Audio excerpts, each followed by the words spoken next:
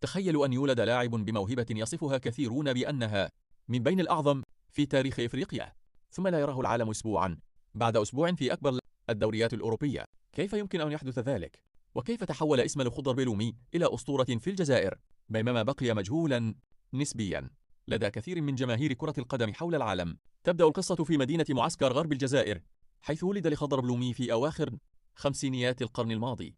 منذ طفولته كان يقضي ساعات طويلة في لعب الكرة في الشوارع والأحياء الشعبية.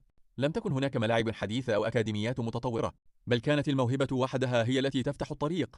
وكان من يشاهده يلاحظ شيئا مختلفا، لم يكن يعتمد على القوة أو السرعة فقط، بل كان يمتلك رؤية استثنائية للملعب وقدرة على تمرير الكرة في أماكن لا يتوقعها أحد. مع مرور السنوات التحق بنادي غالي معسكر، وهناك بدأت موهبته الحقيقية تظهر. أصبح اللاعب الذي تنتظر الجماهير لنستو في كل مباراة. تمريرة واحدة منه كانت كافية لتغيير مجرى اللقاء، ومراوغاته كانت تجعل المدافعين في حيرة. لم يمر وقت طويل حتى لفت أنظار مسؤولي المنتخب الجزائري. في نهاية السبعينيات كانت الجزائر تبني منتخبا مليئا بالمواهب. انضم بلومي إلى مجموعة من اللاعبين الذين سيصنعون لاحقا أحد أعظم الأجيال في تاريخ الكرة الجزائرية، ومع كل مباراة كان يثبت أنه ليس لاعبا عاديا بل صانع ألعاب يستطيع التحكم في إيقاع المباراة بالكامل. ثم جاءت التصفيات المؤهلة إلى كأس العالم عام 1982. كان الحلم كبيرا، لكن الطريق لم يكن سهلا. واجه المنتخب الجزائري منافسين أقوياء، إلا أن الفريق أظهر شخصية استثنائية، وكان بلومي أحد أهم عناصره. بفضل أدائه المميز وروحه القتالية نجحت الجزائر في التأهل لأول مرة إلى كأس العالم عن طريق التصفيات، وهو إنجاز تاريخي أدخل الفرحة إلى ملايين الجزائريين. لكن التحدي الحقيقي لم يبدأ إلا في إسبانيا. الجميع كان يتوقع أن تكون الجزائر مجرد منتخب يشارك من أجل اكتساب الخبرة، بينما كانت القوى الكبرى تسيطر على كرة القدم العالمية. ولم يكن أحد يتوقع أن هذا المنتخب سيكتب واحدة من أشهر القصص في تاريخ كأس العالم. في المباراة الأولى وقفت الجزائر أمام ألمانيا الغربية، أحد أقوى منتخبات العالم آنذاك والمرشح الأبرز للفوز باللقب. الصحف الأوروبية تحدثت قبل اللقاء وكأن النتيجة محسومة، وبعضها ناقش عدد الأهداف التي ستسجلها ألمانيا، لا هوية الفائز. لكن داخل غرفة ملابس المنتخب الجزائري كان الإيمان مختلفا تماما. عندما انطلقت المباراة فاجأ اللاعبون الجزائريون الجميع بشجاعتهم. لم يتراجعوا للدفاع طوال الوقت، بل لعبوا بثقة وهاجموا منافسهم. وكان لخضر بلومي العقل المفكر في وسط الملعب، يوزع الكرات ويقود الهجمات بهدوء وثقة رغم الضغط الهائل.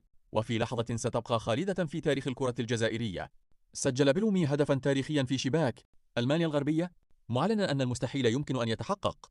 لم يصدق العالم ما يحدث، وتحولت المباراة إلى واحدة من أكبر مفاجآت كأس العالم، وأصبح اسم الخضر بلومي يتردد في الصحف العالمية. لكن رغم هذا الإنجاز العظيم لم تكن قصة بلومي قد وصلت إلى ذروتها بعد، لأن ما حدث بعد كأس العالم غير مسيرته بطريقة لم يكن يتوقعها أحد. انفجرت مدرجات ملعب خيخون بالدهشة بينما وقف لاعبو ألمانيا الغربية غير مصدقين ما حدث. قبل دقائق فقط كانوا يعتقدون أن المباراة ستكون مجرد خطوة سهلة في طريقهم نحو لقب كأس العالم، لكن لخضر بلومي ورفاقه قلبوا كل التوقعات.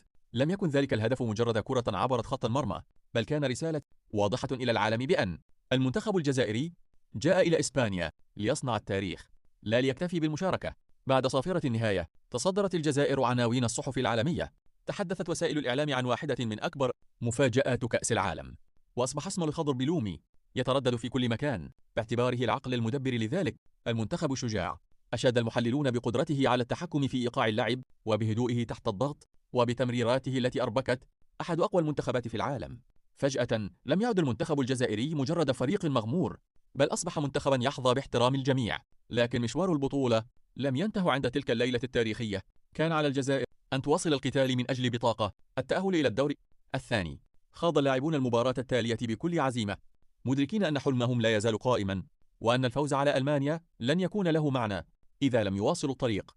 ومع انتهاء مباريات الجزائر أصبحت الأنظار تتجه إلى المواجهة الحاسمة بين ألمانيا الغربية والنمسا.